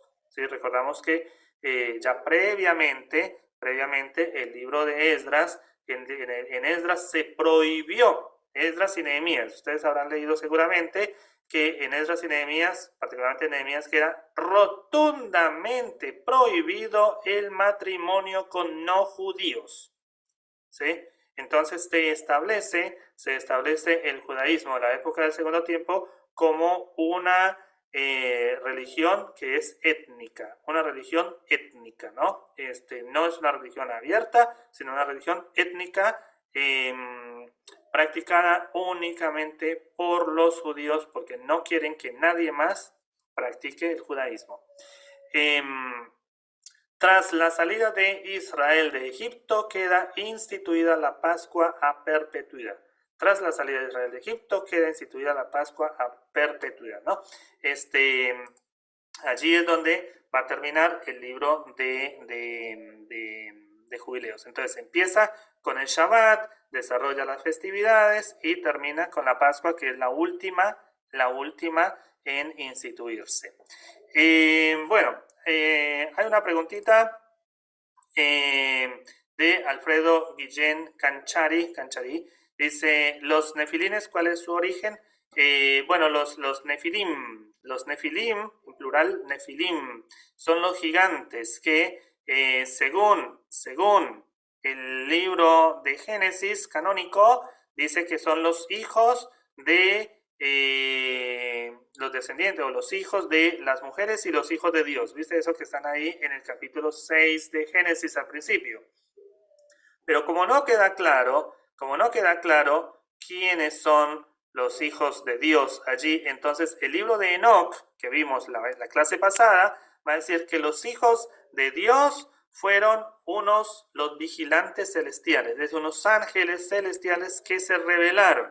Recordamos que la historia de la caída de Satanás y de los ángeles no está en la Biblia, en el Antiguo Testamento, como la conocemos, ¿no? No está en ninguna parte del Antiguo Testamento dice que en el cielo hubo una rebelión celestial y que esos ángeles fueron expulsados y que se convirtieron en demonios. Eso no está en el Antiguo Testamento. Pero sí, esa historia se desarrolla en el primer libro de Enoc, ¿sí? Que lo vimos la vez pasada, y les animo a que lo puedan escuchar o leer, porque es muy interesante, ¿no? Entonces van a decir, estos ángeles celestiales se casan con hijas, con mujeres humanas, con mujeres, por supuesto que son humanas, ¿no? De ahí, de esa unión, salen los nefilim, que son gigantes, van a decir ellos, gigantes que se comen todo, omnívoros, comen la vegetación, son como ogros. Se comen a los animales vivos, se los comen a los seres humanos, se comen todo así entero, con sangre, todo. Lo dice el libro de eso. Entonces Dios dice, esto hay que destruir a toda esta raza porque esos están destruyendo todo, ¿no? Y por eso viene el diluvio. Esa es la explicación que da el libro de Enoc. Bueno, y ahora entramos a la última sección, que es una de las secciones que más me gustan a mí, que tiene que ver justamente con esto de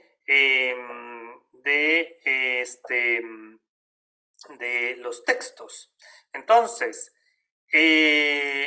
vamos a decir, bueno, de nada, Alfredo, espero que haya sido un poquito clarificadora la respuesta. Bienvenida a las preguntas, me encanta cuando contestan, cuando responden, ¿no? Selección de textos. Bueno, vamos a ir leyendo algunos textos, seguramente algunos de ellos, ¿cómo se llama? Algunos de ellos los vamos a desglosar un poquito, depende del tiempo que tenemos todavía 20 minutos antes de las preguntas. Si las hubiere, vamos a tener 10 minutos de preguntas, hay que rellenar el tiempo. Si ustedes no hacen preguntas, vamos a quedar con 10 minutos allí en silencio. Entonces, bueno, si no, vamos a ver cómo manejamos lo de los textos para que nos den el tiempo y sea todo bien. Bueno, primer texto, recordamos que los textos son subjetivos en el sentido de que yo soy el que los seleccioné según mi criterio, otro profesor hubiera seleccionado otros y ustedes mismos hubieran seleccionado otros, ¿no? Así que a mí, en mi criterio, me pareció que sería importante que conozcamos compartir estos textos en particular. Los vigilantes. ¿Quiénes eran los vigilantes? Recordamos que los vigilantes están mencionados en la Biblia, en el libro de Daniel. Daniel capítulo 4 habla de los vigilantes celestiales, ¿no? Hay una película, acá ya que estamos hay una película, creo que la última película de Noé, ¿sí? La última película de Noé, si alguno de ustedes la fue a ver, en esa película de repente está Noé, pero hay como unos bichos gigantescos allí. Bueno, esos son, esa película de Noé no fue inspirada en el texto bíblico, porque el texto bíblico no dice nada, casi nada de Noé, muy poquito. Pero, entonces, ¿de dónde sacaron la información de esa película? Bueno, salió del libro de Jubileos y del libro de Enoc. Entonces, como para uno decir, no, esta gente de la película está diciendo cualquier cosa. Bueno, no estaban diciendo cualquier cosa, estaban al contrario muy bien informados con respecto a estos libros y por eso hacen la película basada en el contenido de estos libros. Los vigilantes son los que se revelan en el cielo, ¿no? Bueno, entonces dice acá el texto de Jubileos capítulo 4 versículo 15. AP significa Antonio Piñeros. Antonio Piñero es el traductor de esos textos. Acá tengo, a ver si alcanza a ver un poquito. Creo que sí. Sí, Apócrifos del Antiguo Testamento. Este es el tomo 2. Si ustedes lo pueden conseguir, es un libro maravilloso porque es el libro de la traducción de un montón de libros apócrifos del Antiguo Testamento accesibles en español por Ediciones Cristiandad. Así que es bueno que lo puedan conseguir si es posible. En todo caso, acá tenemos algo de los textos. Entonces dice, en el segundo septenario del 10º jubileo, recordemos que la historia se cuenta por jubileos. En el segundo septenario, septenarios son cada 7 años. Cada 7 años, en los primeros 7 años es un septenario. En el segundo septenario del 10º jubileo, Malaleel, uno que está en la genealogía de Génesis capítulo 5, tomó por mujer suya a Dina, hija de Baraquiel, prima suya. ¿Ya? Esta le parió un hijo en el tercer septenario, en el año sexto, al que llamó de nombre Yared. El texto lo traducen como Jared, y uno en la Biblia también lo tiene como Jared. En hebreo es Yared, acá lo tenemos, si alguno de ustedes maneja un poco de hebreo, acá es Yered, ¿sí? Yered, dice acá, traducido como Jared. Entonces dice, en su nombre, al que llamó de nombre Jared, pues en sus días bajaron los ángeles del Señor a la tierra, o sea, estos vigilantes, los llamados custodios, ¿sí? O vigilantes, custodios, a enseñar al género humano a hacer leyes y justicia sobre la tierra. Acá dice que ese fue el propósito de esos ángeles. Ahora, ¿qué tiene que ver esto de Jared? Porque la palabra hebrea para bajar es laredet. Entonces, laredet y Yered. Laredet y Yered. Son dos palabras que vienen de la misma raíz hebrea. Recordamos que para estudiar el Antiguo Testamento es muy recomendable en la medida de lo posible que ustedes aprendan hebreo, así sea básico, porque muchas de las palabras tienen sentido únicamente cuando se ven en hebreo, ¿sí? Cuando se pasan a español, pierden el significado, por más literales que se haga la traducción. Entonces, es muy bueno en la medida de lo posible que se pueda hacer esto, y si no, por lo menos hacerlo con alguien que sepa un poco de hebreo, ¿no? Entonces, dice, la palabra Jared, o sea, el padre de Enoc, tiene la misma raíz hebrea que la palabra descender. Entonces dice, bueno, ¿qué descendieron? Los ángeles, van a decir. Bueno, ahora, ¿qué nos dice el texto sobre Enoc? ¿Qué nos dice el libro de Jubileos con respecto a Enoc? Dice, en el jubileo 11º, o sea, en el siguiente jubileo, en el siguiente bloque de 50 años, en el cuarto septenario de ese jubileo, o sea, en el cuarto bloque de 7 años, Yered, o Jared, tomó por esposa a una mujer llamada Baraca, hija de Rasuel, prima suya, quien le parió un hijo en el quinto septenario. Ahora, en el cuarto año de ese septenario del jubileo, al que le puso, eso fue en el cuarto año de ese septenario, de ese jubileo, al que le puso de nombre Hanoch, ¿no? O Enoc. Este fue el primero del género humano nacido sobre la tierra que aprendió la escritura. Enoc, el primero que aprendió la escritura, la doctrina y la sabiduría, y escribió en un libro las señales del cielo. ¿Qué libro pudo haber sido? El libro de Enoc, van a decir, obvio, ¿sí? Según el orden de sus meses, para que conocieran los hombres, ¿qué cosas? Las estaciones de los años, según su orden por sus meses, porque están muy preocupados por la cuestión de qué calendario van a usar.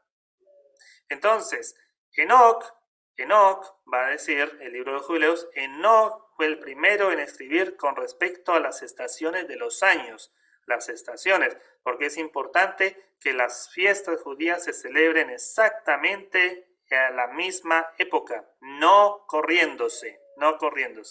va a decir todo este sistema de pensamiento de Enoch, de los jubileos, que también está en Qumran. Por eso se encuentran estos libros en los rollos del Mar Muerto, ¿no? Bueno, digo versículo 18, él fue el primero que escribió un apocalipsis, escribió una revelación, el primero escribió un apocalipsis. ¿Cuál es Apocalipsis? El libro de Enoch, que vimos la vez pasada, y dio testimonio al género humano en la estirpe terrenal.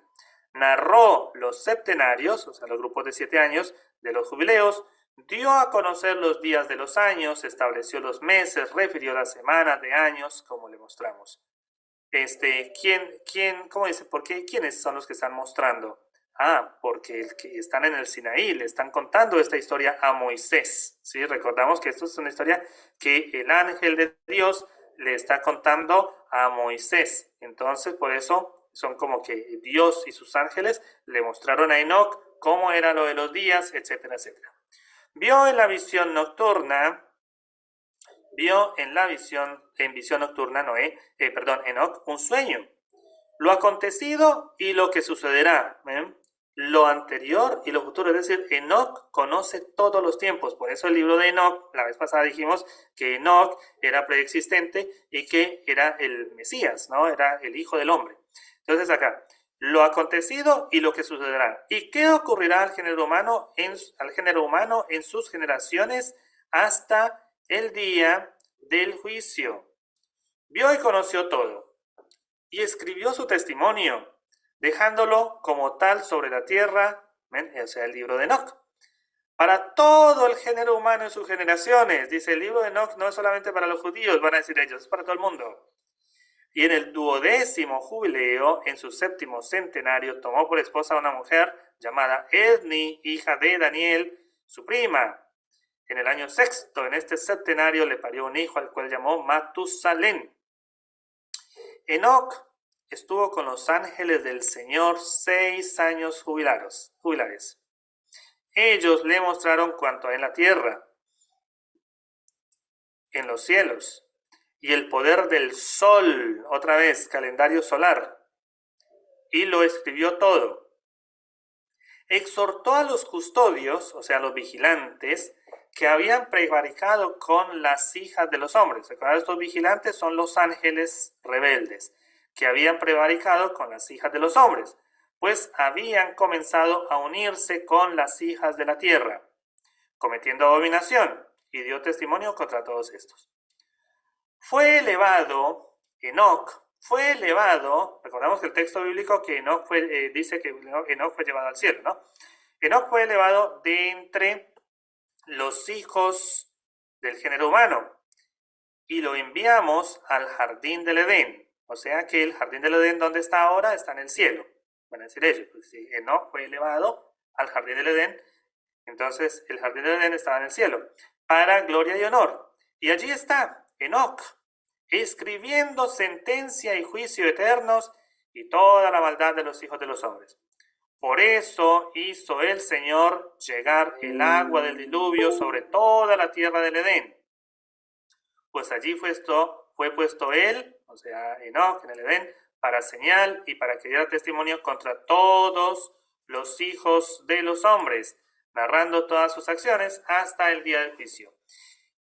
Y él quemó aromas del templo. Fíjense, hemos dicho que esto es un escrito afín al sacerdocio, ¿no? Con ideas afines a las sacerdotales. Y él, Enoch, quemó aromas del templo agradables al Señor en el monte meridional. Pues 4 sitios en la tierra son del Señor: el jardín del Edén, el monte oriental, o sea, el monte de los olivos. Este monte en el que estás hoy, o sea, el monte Sinaí, y el monte Sión, o sea, 4 sitios de vital importancia. Recordamos que el número 4 es importantísimo en la antigüedad y también en el judaísmo, ¿no? Porque 4 son los 4 elementos, pensaban ellos, ¿no? Lo sabemos ahí: tierra, aire, agua, fuego. 4 son las estaciones del año, 4 son los puntos cardinales, y por eso 4 son los evangelios, Bueno, acá tenemos 4 lugares particulares que son sitios de Dios: el Jardín del Edén, Monte de los Olivos, Monte Sinaí y Monte Sión. Y dice este Monte Sión que será santificado en la nueva creación para santidad de la tierra. El Monte Sión dice que será santificado en la nueva creación para santidad de la tierra. ¿Y por qué será santificado en la nueva creación? Porque había sido contaminado por los seleucidas, ¿sí? Por la profanación del templo. Recordamos que estos son escritos de la época de los macabeos, en contra de los seleucidas, en contra de todo el pensamiento helénico. A causa del Monte Sión, será santificada la tierra de toda iniquidad e impureza para siempre. Es decir, de Sión, de Jerusalén, va a salir la santificación para toda la tierra. Bueno, ven cómo se van mezclando las cosas, las va llevando al libro de Génesis, pero habla del momento en que ellos están viviendo, pero todo eso lo llevan al libro de Génesis. Abraham dice que en el capítulo 11, el libro de Jubileos dice: Ur, hijo de Kesed, construyó Ur de los Caldeos, a la que dio su nombre y el de su padre. Entonces acá viene otra vez el Midrash, ¿no? Las historias que rellenan huecos. ¿Qué pasaba en Ur de los Caldeos? Dice así: se fabricaron estatuas de fundición y adoraba cada uno a sus ídolos metálicos.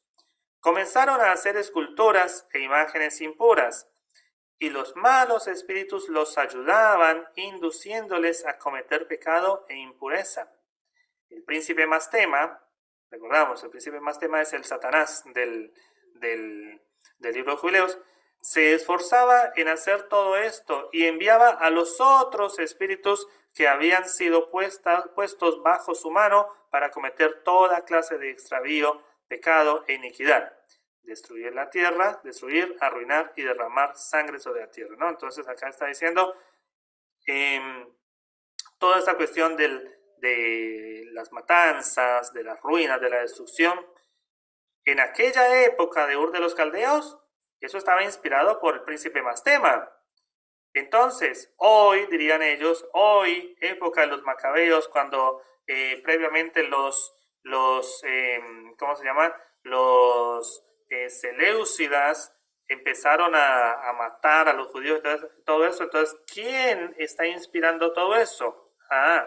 Un espíritu perverso. Un espíritu perverso. Eso no puede ser bueno de ninguna manera. Dice en el capítulo 11, versículo 23, dice: en el año primero del 5º septenario, Abraham enseñó a los carpinteros que hacían aperos para el ganado a hacer un instrumento delante del bastidor sobre la tierra para echar por él la semilla. ¿Qué está diciendo acá? Abraham era una persona muy inteligente. Les enseñó a la gente a cómo sembrar, porque eran todos ignorantes, no sabían cómo sembrar. En cambio, Abraham sí les enseña. ¿Por qué les enseña? Porque Abraham es el padre de Israel. Y entonces, por ser el padre de Israel, Abraham es de las personas más inteligentes del mundo.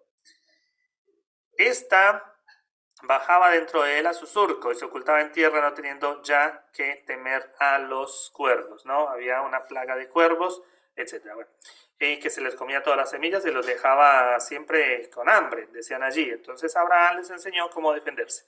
En el año 32 de la vida de Abraham, es decir, a sus 4 septenarios y 4 años, fue de noche y quemó el templo de los ídolos con cuanto había dentro sin que nadie lo supiera.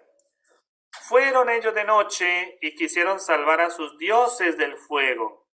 Todo esto ocurre en Ur de los Caldeos, ¿no? Harán se levantó a salvarlos. ¿Quién era Harán? Harán, hermano de ¿cómo se llama? De Abraham. Se levantó para salvarlos. Se prendió fuego y ardió en el incendio, muriendo en Ur de los Caldeos ante su padre Taré, y allí lo sepultaron.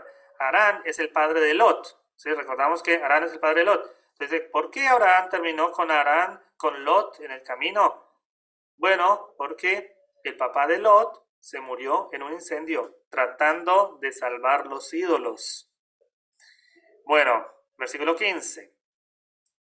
Entonces Taré Salió de Ur de los Caldeos con sus hijos para ir a la tierra del Líbano y al país de Canaán, y se estableció en Harán. Abraham moró con su padre, Taré, en Harán, durante 2 septenarios. Bueno, ahora dice acá, versículo 25, dice, y me dijo el Señor Dios, ábrele la boca y los oídos, que entienda y hable la lengua clara, pues había cesado de ser la lengua de los hombres desde el día de la confusión. Le abrí la boca, ¿sí?, los oídos y los labios, y comencé a hablar con él en hebreo, la lengua de la creación. Acá está otra vez esta idea de que el hebreo es un idioma sagrado. Tomó Abraham los libros de sus padres que estaban escritos en hebreo, los recopiló y comenzó a aprenderlos desde entonces. Yo le explicaba, este yo es el ángel del Señor que está hablando con Moisés en el Sinaí. Yo le explicaba todo lo que le era inaccesible y los aprendió en los 6 meses invernales.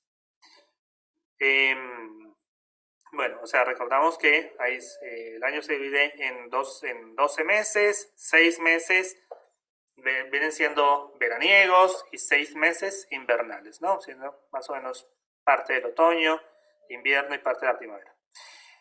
Bueno, terminó así de darle órdenes y bendecirle, y se echaron a ambos juntos en el mismo lecho, durmiéndose Jacob en el seno de su abuelo Abraham, y lo besó 7 veces, recogiéndose en él sus entrañas y su corazón. Bueno, en este versículo, por ejemplo, vemos esto de que Abraham bendice a Jacob. Eso no está en la Biblia, pero acá sí. Dice que Abraham bendice a Jacob. Pero ¿dónde se recostó Jacob? En el seno de Abraham. Esto nos trae a memoria una de las parábolas de Jesús cuando habla del rico y Lázaro. Lázaro estaba en el seno de Abraham. Entonces, ¿de dónde viene esta idea de los evangelistas en el Nuevo Testamento? ¿De dónde aparece esto del seno de Abraham? Lo toman del libro de los Jubileos, particularmente de esta mención acá de Jacob en el seno de Abraham. Bueno, Leví, habíamos dicho que Leví es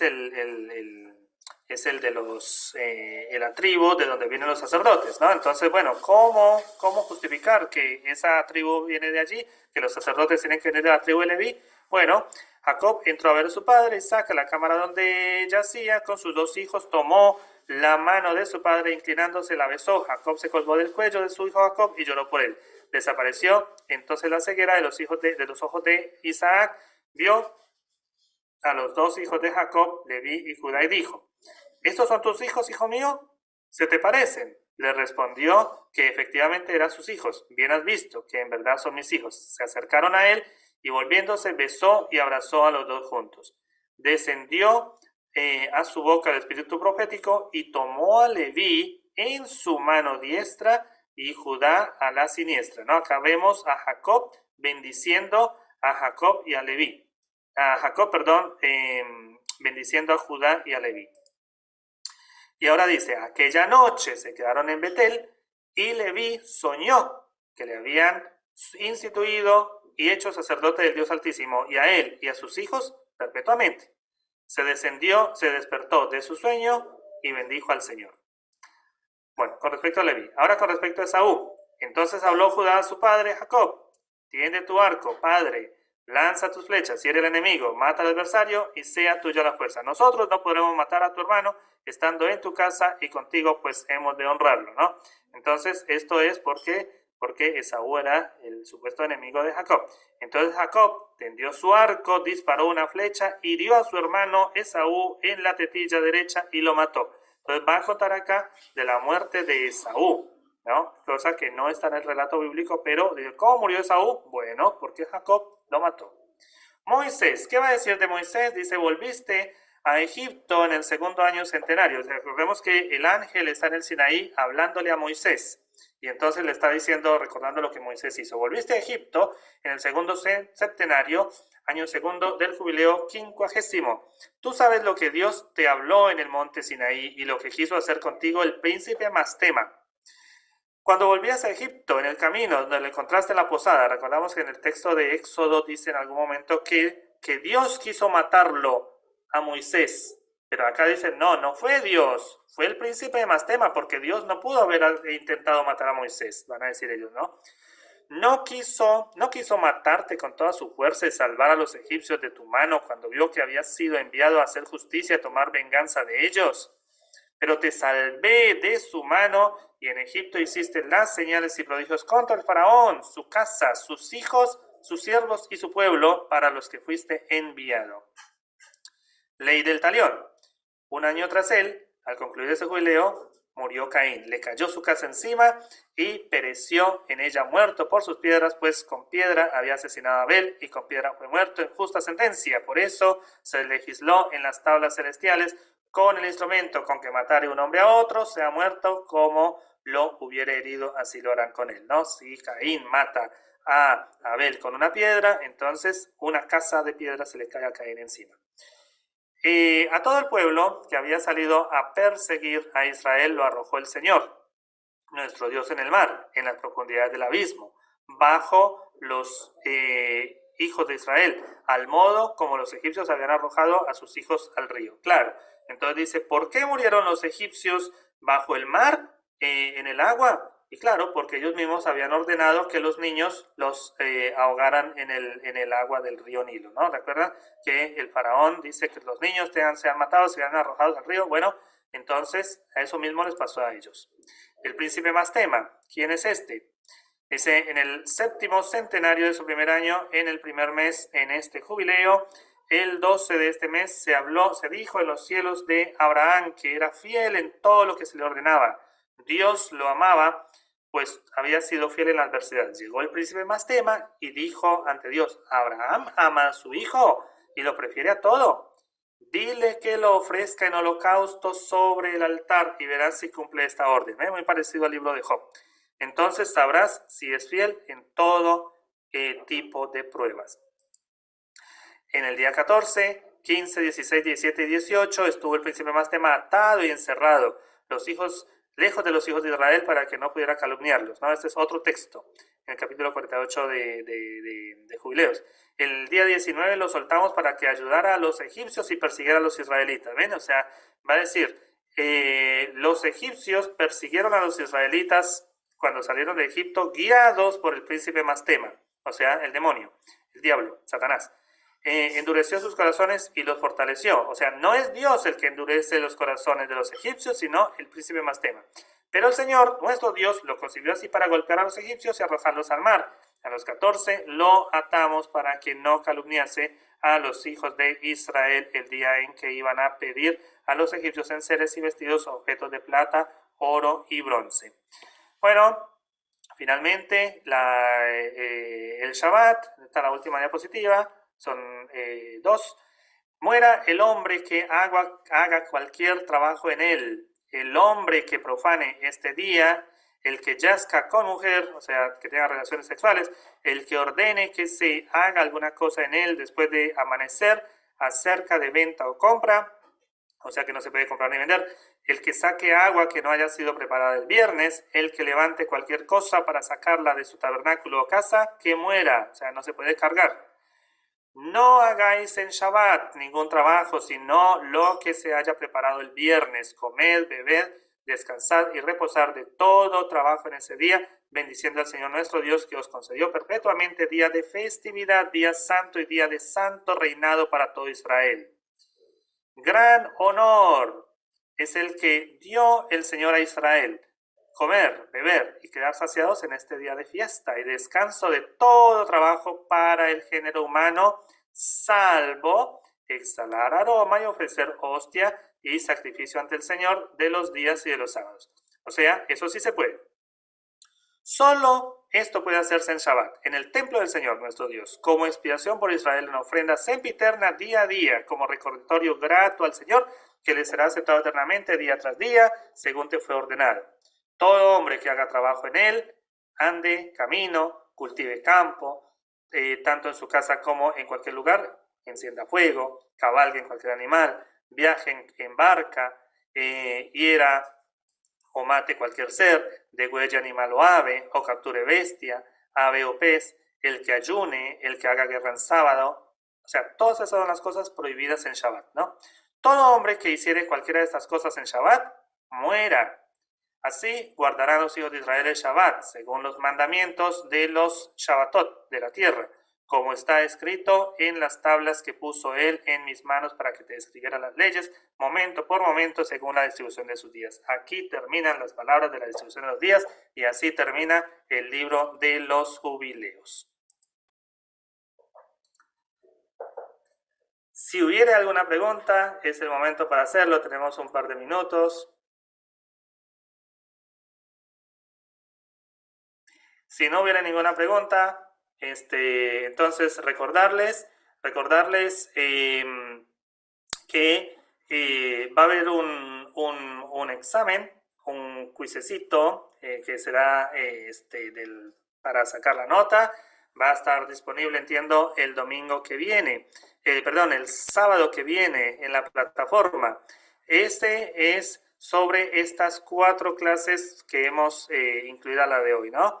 4 clases, entonces el quiz va a ser sobre estas 4 clases. Ustedes pueden entrar y ver las diapositivas en la plataforma y si no, volver a ver las grabaciones. Les animo a que lo hagan, que me parece que va a ser muy bueno para ustedes volver a recordar.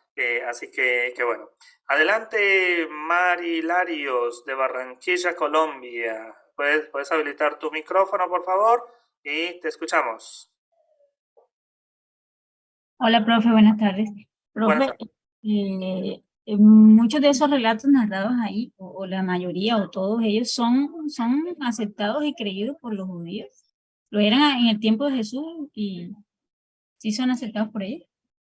Sí, la mayoría sí, porque pertenecen al género Midrash. Y el Midrash son relatos que no tienen el carácter de inspiracional canónico, pero son relatos inspiracionales, ¿sí? Y entonces los judíos no lo leen como algo literal, porque el Midrash no se lee como si fuera algo literal que hubiera ocurrido.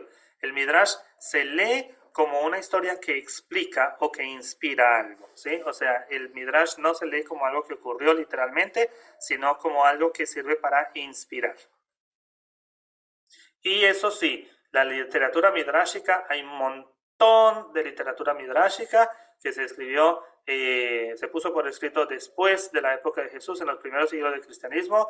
Ustedes, si por ejemplo entran a internet y buscan literatura del Midrash, encuentran montones y montones y montones de literatura midrashica, y no significa que sean creídos en forma literal, sino que son textos, otra vez, que son inspiracionales porque rellenan y ayudan y todo esto.